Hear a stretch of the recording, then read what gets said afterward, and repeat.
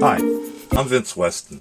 This video is my unboxing of the Monogram Wright Flyer, otherwise known as the Kitty Hawk. I've agreed to do a buddy build with Tommy from Colonel Reb's Scale Models on this kit. He should have a good head start on me since his unboxing was several months ago. I've put a link down there to his review of his kit. Let's see, this actually is the 1997 release, and at the time Hobbytown was selling it for $10.77. I paid about $7, I guess, with my 40% discount coupon. I believe the current kit is selling for about $16.99, so you can still get it for less than $10. But it was shrink wrapped when I purchased it, but a long time ago I was thinking about building it, so I unwrapped it. Let's see. The kit is a 139th scale representation of the first Flyer of the Brothers from 1903. The odd scale is due to the original release being in March of 1958. It would have been box scale, was what they called in those days. Excuse me. No mention of the scale is on this box, but the current release does have an emblem for 139th scale on the box. The box scale idea, I think, was a marketing ploy by model manufacturers, so it would take up specific shelf space, and that way the box art would attract the kiddies to buy it. In 1997, as I understand, is before Revell Monogram retooled the molds and other things for the Flight Centennial in 2003, which I believe they had a release that year of it. This is the Heritage Edition, so the box appears as it did in 1958. It even lists, where is it? Well, over here, lists the kit model or kit number as PA30, which was the original number. I understand that the current kit is number 5243, which is I believe is the release that Tommy has, which was copyrighted in 2007. Let's see, so let's open the box. Actually, I've had this open before, so I'm slightly cheating, but not really. You've got your kit instructions, and in it are the wing sprues.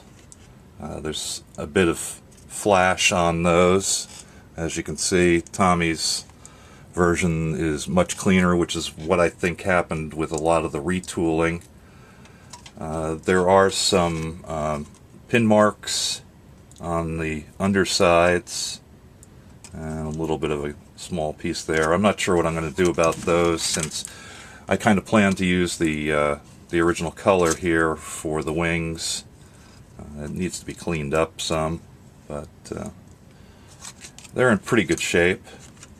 The secondary color, which is the color that came in the box, or came in the bag, excuse me, is the brown, and there's 3 sprues in that one. I'll put those down. They're, pretty weak. I think they were trying to keep them very thin, and the main thing that I think they cleaned up in the reissue was Wilbur's arm here, which kind of looks more like a rat tail. I believe they reworked the figures a little bit to make them look a little better in the later releases. There's an awful lot of little cans on everything here. I guess that's to make sure the injection worked well, I guess because of the thinness of the parts.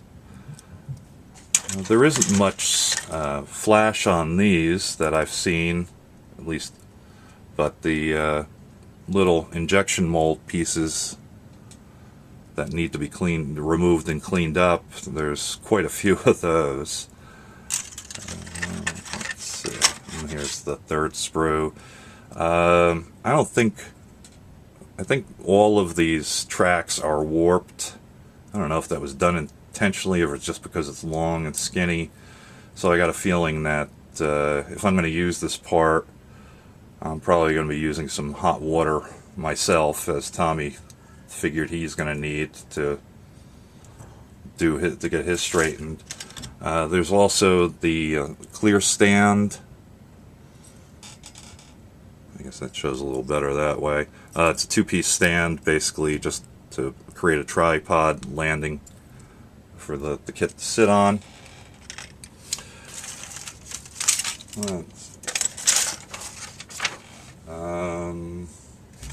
But that's most of the parts. Through the grace of Revell, I was able to go to their website and print out the most current instructions, as with mine, which are actually fan-fold and have the Heritage Edition. One of the things I noticed right off was there's a large paragraph here about the kit history itself and when it was started and its numbering and when it changed in '69, etc., etc. So, you know, up to this time.